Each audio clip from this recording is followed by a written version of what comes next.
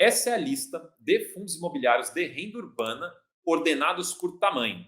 Então aqui são os nossos, deixa eu ver, 3, 6, 9. São os nossos 9 maiores fundos imobiliários de renda urbana. Eu quero já fazer a observação de que eu coloquei um asterisco aqui em dois fundos, ó, o ALZR e o SEQR. Eu fiz isso porque a gente poderia debater aqui se eles são realmente renda urbana ou não, se eles são muito híbridos, não são. Então, assim, um ponto importante. Renda urbana não é um termo oficial, não é um termo que a CVM falou que existe, não é um termo que a Ambima falou que existe, não está na lei, não está na regra, não está no regulamento necessariamente.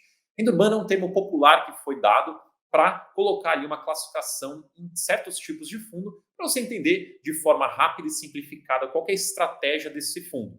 Então, eu posso dizer, na minha opinião, que um fundo é renda urbana, ao mesmo tempo que você pode olhar e falar, olha, eu acho que não. Na minha opinião, é outro tipo de fundo, não é renda urbana. Então, assim, a gente pode discutir aqui, e os que eu diria que tem abertura para discutir é o ALZR e o SEQR, porque eles têm mais de outros tipos de imóveis, como galpões, principalmente, que poderiam dizer que eles são realmente fundos híbridos de tijolo e não renda urbana. Então, deixei ali a título de curiosidade, na minha opinião, podem ser categorizados como renda urbana, mas se você discordar, tá tudo certo, não tem problema nenhum. Realmente eles são bem híbridos. Mas vamos lá. A gente tem aqui quatro principais fundos imobiliários nessa categoria, que seriam o HGRU, RBVA, TRXF, ALZR.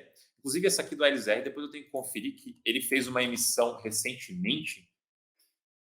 Esse número talvez esteja desatualizado. Depois eu tenho que confirmar. Deixa eu ver aqui rapidinho. Não, eu acho que está certinho já. É isso aí, acho que está certinho. Então vamos lá. 4 fundos que são os principais dessa nossa categoria. HGRU, ele é o que praticamente inaugurou essa categoria. Ele foi o primeiro que realmente ganhou volume, que ganhou presença, que colocou até no nome. O RU, inclusive, significa renda urbana. Então, ele foi o primeiro e ele acaba sendo até o maior hoje. O RBVA, esse daí, ele nasceu como fundo de agências bancárias. Ele era o AGCX, que era da Caixa, e também era o SAAG, que era do Santander, os dois se uniram. Então ele é muito mais pesado no setor bancário, mas ele mudou a estratégia para ser de varejo, renda urbana também. Então ele está pouco a pouco e constantemente mudando para esse perfil, esse formato mais varejo e renda urbana. Então apesar dele ter muita agência, a gente já poderia colocar ele como renda urbana. TRXF, um que é praticamente 100% supermercados, agora ele vem colocando mais tipos de lojas ali dentro. Então você vê que ele é principalmente supermercado, quase 100%, mas agora está tendo mais lojas de construção ali dentro também. A LZR, esse é o que é discutível, né, se ele é renda urbana ou não, mas ele tem laboratórios, ele tem escritórios monoativos, né, monoinquilinos, ele também tem galpões. Então ele acaba passando, ele no mínimo ele rela ali, esbarra em renda urbana. Aí dali para baixo, do LZR para baixo, né, então Viur, SEQR, EVBI, MaxR, o GURB também, eles são fundos pequenos, eles não têm uma grande liquidez, mas eles são do setor renda urbana e no futuro, talvez, né, eles consigam crescer, eles se tornem mais relevantes em termos de tamanho e se tornem aí, opções mais atrativas para vocês estudarem. Até porque se vocês olharem aqui na coluna liquidez, o GURB, ele até tem uma boa, né, quase 2 milhões, mas ele tem pouquíssimos cotistas, mas ó, o MaxR é fundo, se não me engano, passivo, não tem nem 80 mil, EVBI 70 mil, então assim, são liquidez muito baixas. SEQR não é muito baixo, mas já está mais para o lado baixo, o VIUR também, aí obviamente do LZR para cima a gente tem liquidez bem alta para os 4 fundos. Mas alguns pontos interessantes para a gente olhar aqui também.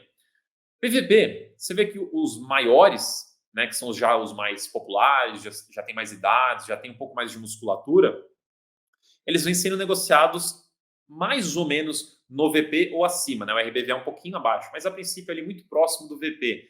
Esses de baixo que a gente vê com baixíssima liquidez, e também porque eles são menores, assim, se olhar o patrimônio aqui, eles são pequenos mesmo, desculpa, você vê que eles já têm uma relação, né, entre o preço e o PVP já menor. Então, eles estão sendo negociados bem abaixo do valor patrimonial em alguns casos.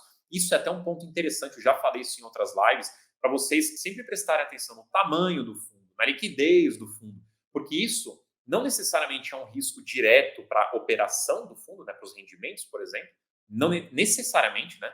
Mas isso pode dar um problema na questão da negociação das cotas. Eles podem ficar travados em um valor muito baixo.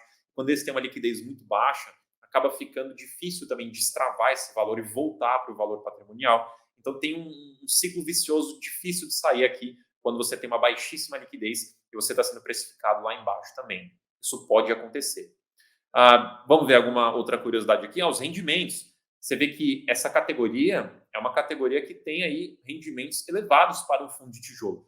Só que aqui eu sei que tem muita gente que gosta de olhar de cara o maior dividend yield. Então eu já falo aqui, tenha calma e cuidado ao olhar apenas o dividend yield, porque você pode ter algumas visões distorcidas. Eu vou citar duas aqui que tem fatos, ganho de capital, né? Fatos esporádicos, não recorrentes. RBVA, ele está com 12% ao ano aqui, mas ele vem fazendo vendas de imóveis constantemente ao longo do tempo, ao longo dos últimos meses, e deve continuar. A LZR, ele fez uma venda expressiva recentemente, que teve um lucro expressivo e, obviamente, faz com que o dividend yield suba, mas esse imóvel foi vendido, esse imóvel não vai mais gerar renda ali no portfólio, e a gente não pode esperar que este valor que foi gerado em ganho de capital ele se repita. Ele pode se repetir no futuro, no longo prazo, mas não no curtíssimo prazo. Não é algo sensato. Outros aqui que você consegue ver com valor alto são que estão sendo negociados muito abaixo do valor patrimonial. E no geral você vê aqui uns valores bem parecidos. Então, assim, é um setor que ele tem entregado resultado, é um setor que, a princípio, está sendo precificado ali no seu valor patrimonial aproximadamente, como a gente pode ver por aqui.